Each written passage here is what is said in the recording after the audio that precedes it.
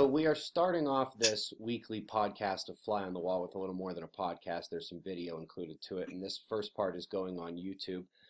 There was uh, a debunking attempt of the Yale's 2 climate bombs video done by a YouTuber named Potholer54 last night, and I would like to say that it is based on misunderstandings of accident, but one of them really sort of puts that into question. And so I need to go over a couple of these things. Normally, when people try to say that we've said something incorrect, we don't normally discuss it, but there seems to be a fair bit of confusion about what actually was said.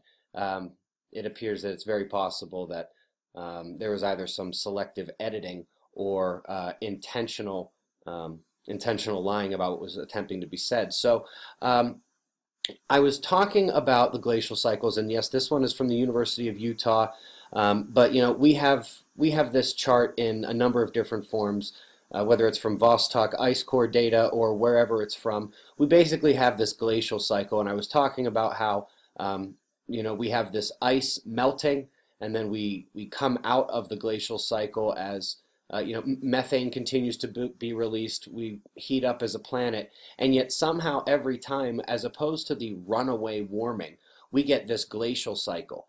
And then I moved immediately from there to attempting to describe a little bit more of what happens as we come out of these glacial cycles, meaning that, you know, instead of us being in what is essentially an ice age, the ice accumulates up at the poles, and it's basically concentrated up there as opposed to being spread across the world.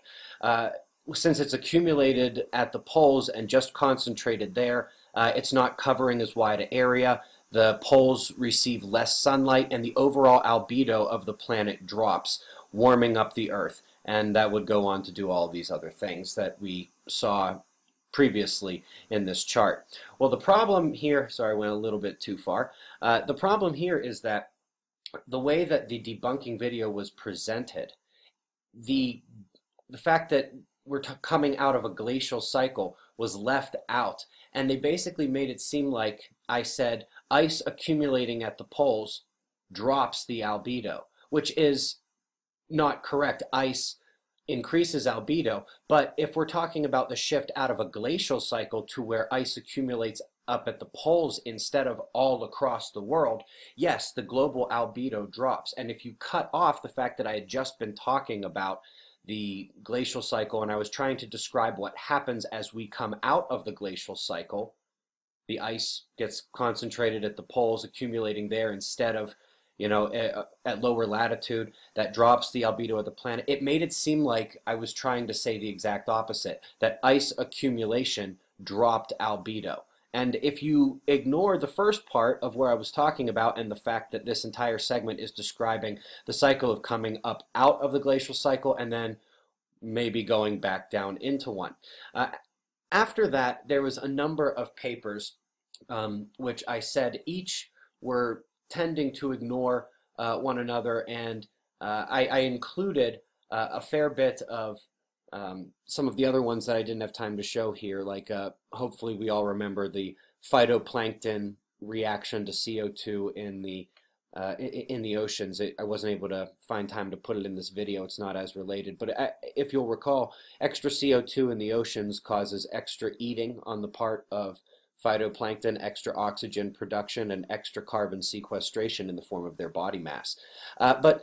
So the point is that I was showing all of these and I was saying, look, they're all finding tiny little signals of cold, and they're all seeing, okay, look, there's just this one little thing that could contribute to a little bit of cooling trends, but overall the planet is warming. What we're finding here is not enough to overcome global warming. That is what all of these papers said, and I suggested that they're all kind of ignoring each other. And the debunking video of this video seemed to suggest that I was saying the mainstream articles suggested an ice age was coming, when in fact my whole point was that they all said it was not coming. They all said that their tiny cooling thing they've found has nothing, you know, against the overall global warming pattern. That was what I said. But if you just watch the debunking video, you literally think that I showed all of these studies and that they said we were going into an ice age, which is certainly not what they say and is not what I said. All I said was that they were ignoring each other. And if you read the citations in the actual manuscript, I mean, yeah, it's nice that I show these, mainstream news articles here, but this isn't where you get the real information. The real information comes in the manuscript. If you go to the citations and you look at the model variables that are used in the equations, it is clear that they are using the old CMIP5 or sometimes even earlier models, and they are not including the newer information. They are literally ignoring each other. So going back to it, the ice accumulating up at the poles, dropping albedo. Sounds crazy unless you're talking about it accumulating at the poles instead of lower latitude, which you have in a glacial cycle. So one could see that one as being a mistake. Maybe there's a language barrier, or maybe he didn't put it together since I was just talking about this and literally went to this in a matter of the first minute of the video. I feel like that's it's hard to believe somebody could lose a train of thought in the first 60 seconds of a video, but it's possible. However, attempting to make everyone think that I deliberately misled folks about these articles when I specifically said that none of them individually believes an ice age is coming or anything other than global warming.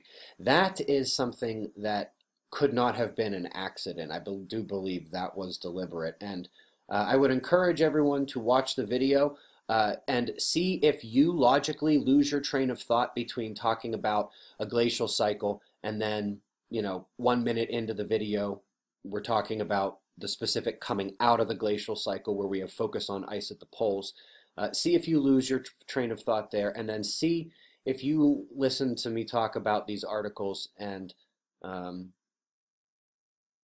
you think I claim mainstream science in these articles is each calling for an ice age. It's I don't think it's that difficult of a concept to understand.